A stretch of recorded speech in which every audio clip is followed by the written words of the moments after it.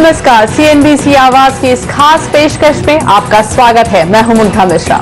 साल 2015 शेयर बाजार के लिए काफी उतार चढ़ाव भरा रहा। जहां चीन और ग्रीस के संकट ने बाजार की चिंताएं बढ़ाई, वहीं अमेरिका में आई रिकवरी से बाजार की उम्मीद भी बंधी। घरेलू मोर्चे पर महंगाई और ब्याज दरों में कमी से बाजार की हिम्मत बढ़ी, लेकिन कंपनियों के कमजोर नतीजों ने इसे दायरे में भी बांधे रखा। लेकिन 2016 की बात माने तो ज्यादातर जानकार ये मान रहे हैं कि बाजार के लिए ये साल बेहतर होने वाला है और ऐसे में आपको चुनने चाहिए ऐसे शेयर जो आपको अच्छा रिटर्न दे और पोर्टफोलियो को भी सुरक्षित रखें। आइए जानते हैं ऐसे ही 10 दमदार शेयर।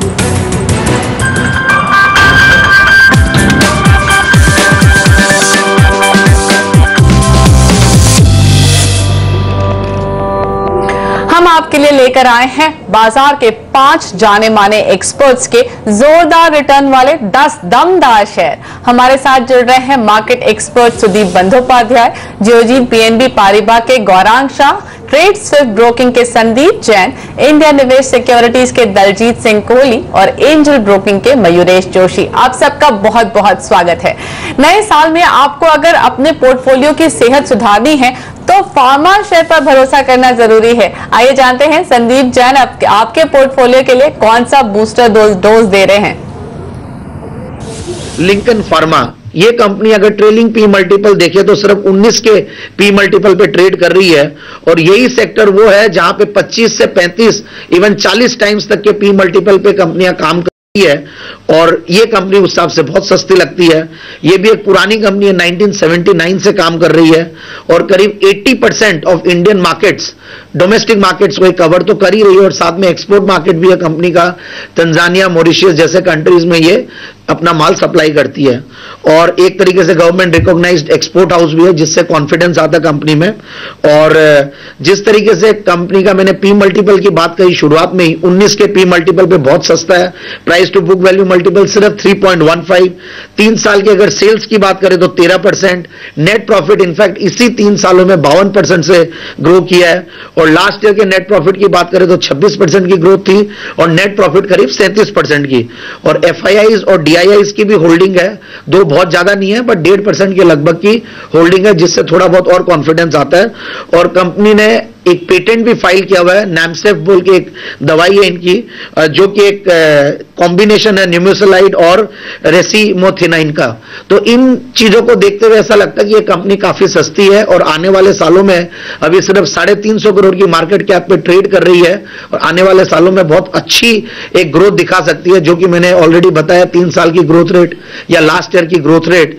तो मेरे हिसाब से ये कंपनी को टारगेट जो है करीब 290 से 300 तक का मैं दूंगा और 6 से 9 महीने की अवधि में और मैक्सिमम 12 महीने की अवधि में करीब 350 तक के भी टारगेट्स ये कंपनी अचीव कर सकती है।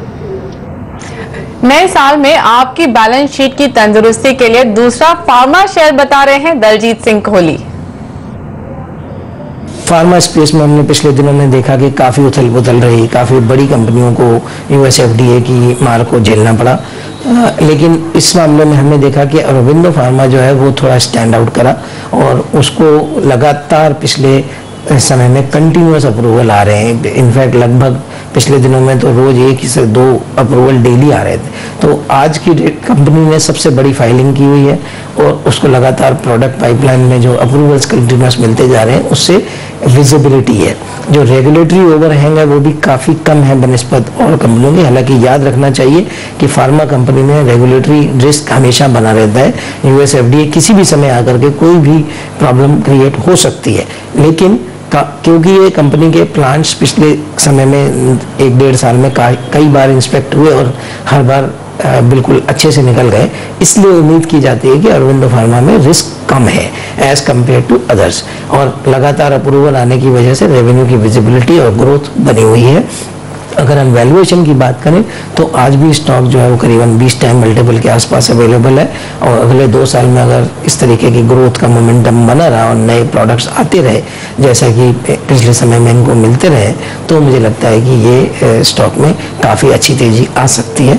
फिलहाल हमने टारगेट 980 रुपये का दिया है 1 साल की अवधि के लिए, बट ये टारगेट हमें लगता है कि जैसे जैसे अप्रूवल आएंगे और बढ़ाया भी जा सकता है।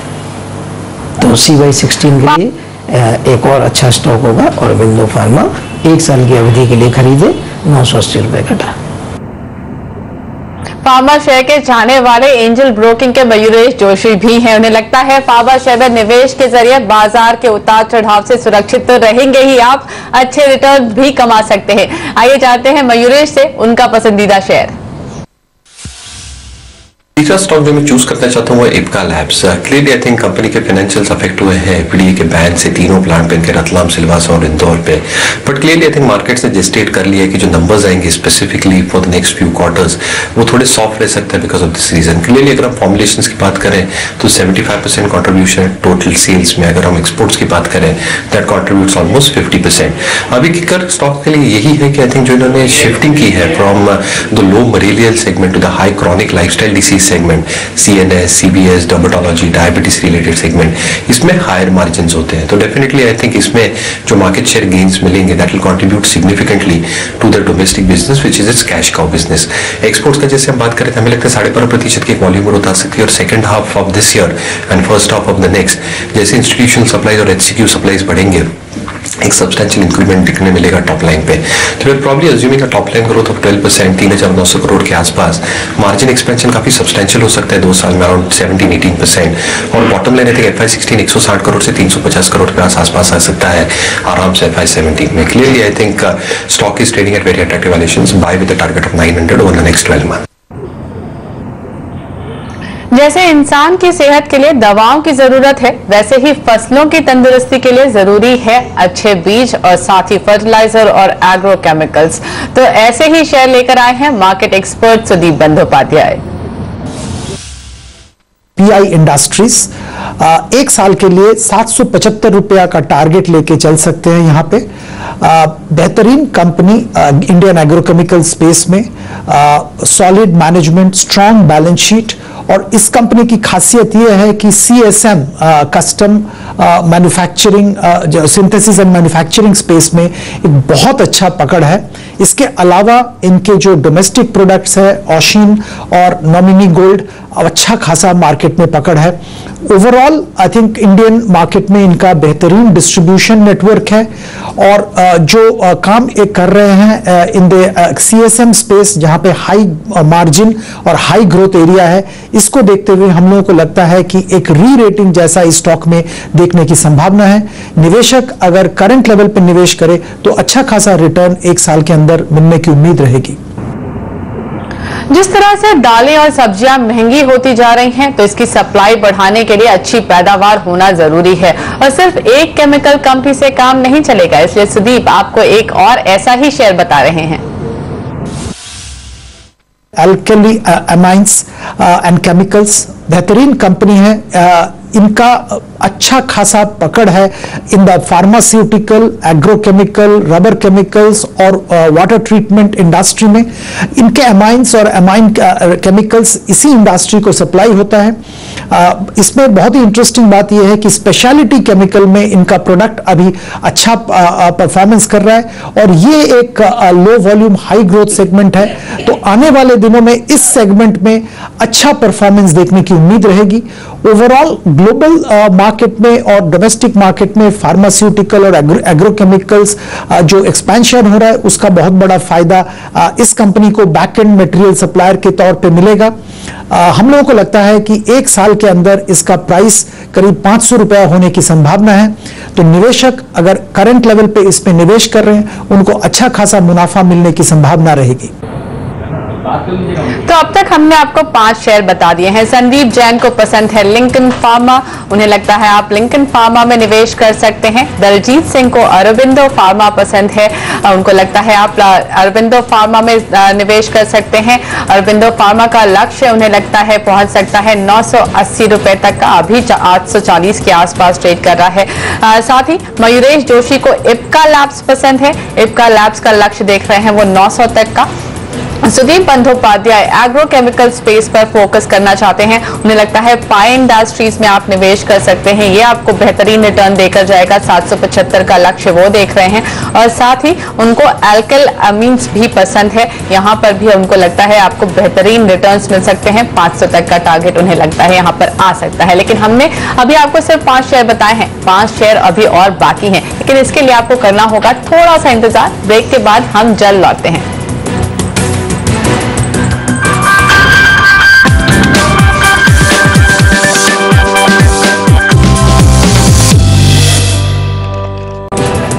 एक बार फिर से स्वागत है आपका हमारी खास पेशकश 2016 के दमदार शेयर बाजार के उतार चढ़ाव में अगर आपको अपना पोर्टफोलियो सुरक्षित रखना है तो दिग्गज शेयरों में निवेश करना बेहद जरूरी है और इसके लिए आपको चुनना होगा जाने माने ब्रांड्स और भरोसे वाले प्रमोटर की कंपनी।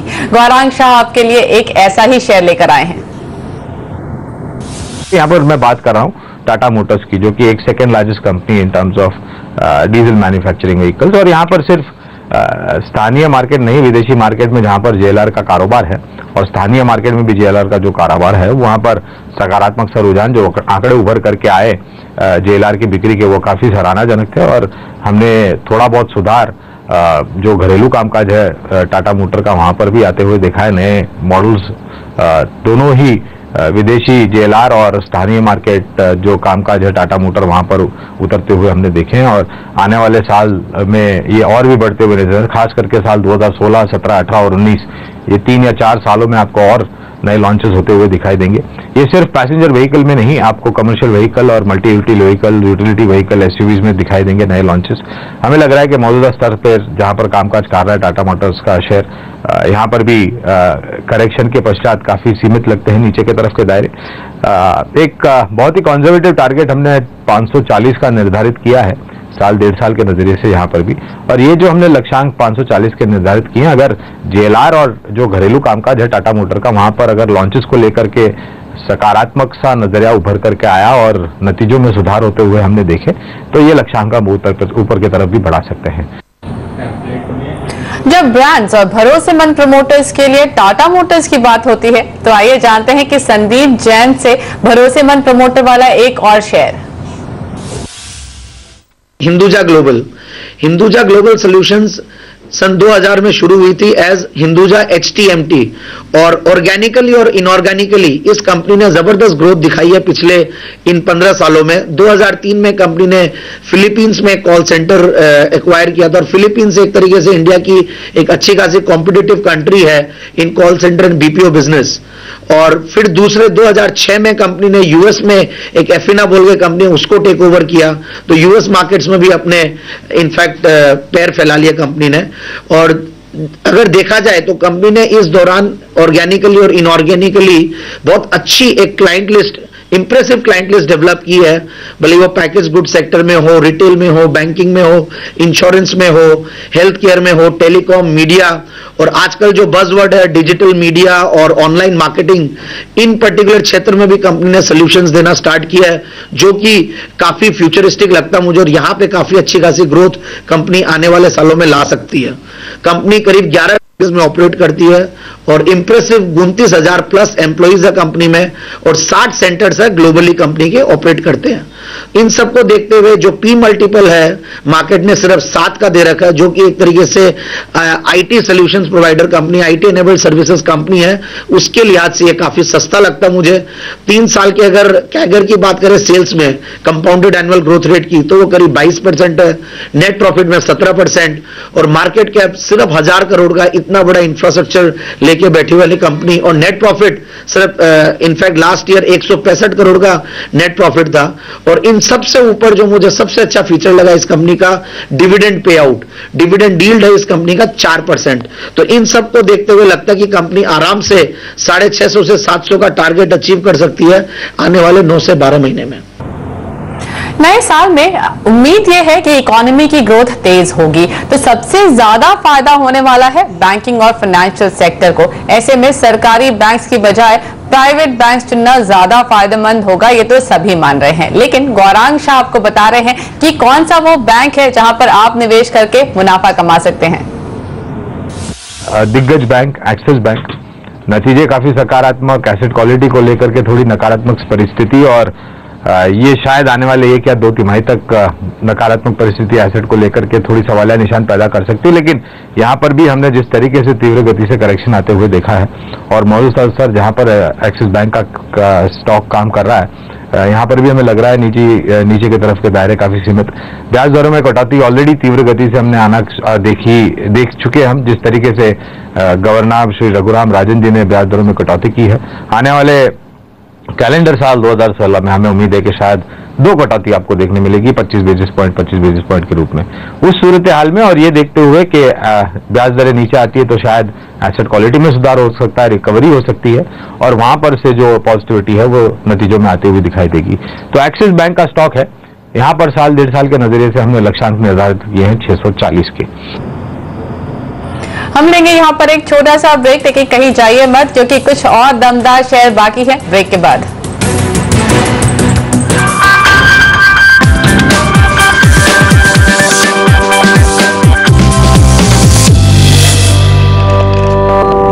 आप देख रहे हैं हमारी खास पेशकश 2016 के दमदार शेयर। ब्रेक से पहले गौरांग शाह ने फाइनेंशियल सेक्टर में एक्सिस बैंक में निवेश की राय दी थी, और इसी सेक्टर में और अच्छे रिटर्न्स मिलने की उम्मीद है।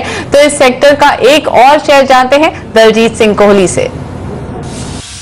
कैपिटल फर्स्ट का जो बिजनेस मॉडल है वो एसएमई को फाइनेंस करता है और कंज्यूमर ड्यूरेबल्स को फाइनेंस करता है। ये दोनों में ही एक बड़ा ट्रिगर पॉइंट आने वाला है। एसएमई का फाइनेंसिंग, जो अगर हम इकोनॉमिक रिवाइवल की बात कर रहे हैं, जिस तरीके से सरकार का एजेंडा चल रहा है, तो अगर वहाँ रिवाइवल आता है तो उसमें बहुत बड़ा बेनिफिट मिल सकता है। और कंज्यूमर ड्यूरेबल्स में, जैसा कि अगर हमें सबको पता है कि आने वाले समय में 7th पे कमीशन की जो रिकमेंडेशन हैं वो लागू होंगी, तो उससे एक बड़ा गवर्नमेंट सर्वेंट्स का जो तबका है उसको काफ़ी बड़ा फायदा होगा। और वो जो जब पैसा हाथ में आता है तो नॉर्मली वो ड्यूरेबल्स वगैरह की बाइंग में जाता है। तो इस मामले में हमारे को लगता है कि कैपिटल फर्स्ट वहाँ पे बहुत फायदेमंद साबित हो सकता है। अगर हम कंपनी की परफॉर्मेंस की बात करें तो AUM लगातार 25-30% से ग्रो कर रहा है पिछले 4-5 साल से।